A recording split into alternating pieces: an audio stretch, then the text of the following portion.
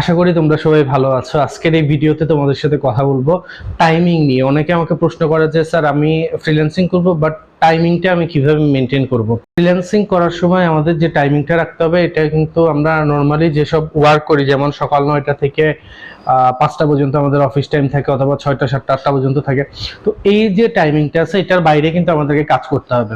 যেহেতু আমাদের ইন্টেনশন হচ্ছে ফরেন ক্লায়েন্টকে রিসিভ করা, ওদের কাজগুলো করা, ওই কারণে ওইসব ক্লায়েন্টের টাইম জোনটাকে আমাদের মেনটেন করতে হবে। আর ওইটা মেনটেন করতে গিয়ে বেশিরভাগ সময় দেখা যায় আমরা রাত্রে কাজ করতে হয় আমাদের। আমরা রাত্রে মনে করো 9টা 10টার পর থেকে সকাল 6টা পর্যন্ত 7টা পর্যন্ত ওই টাইমটা হচ্ছে ওদেরকে পাওয়া যায়, কাজ মানে কাজ করতে সুবিধা হয়। তো অ্যাজ এ ফ্রিল্যান্সার যদি প্রফেশনালি তোমরা কাজ করো, তাহলে তোমাদেরকে অবশ্যই এই জিনিসটা মাথায় রাখতে হবে। যদি টাইমিং এ কোনো সমস্যা না হয়, তাহলে তোমরা অবশ্যই ফিল্ডে আসতে পারো।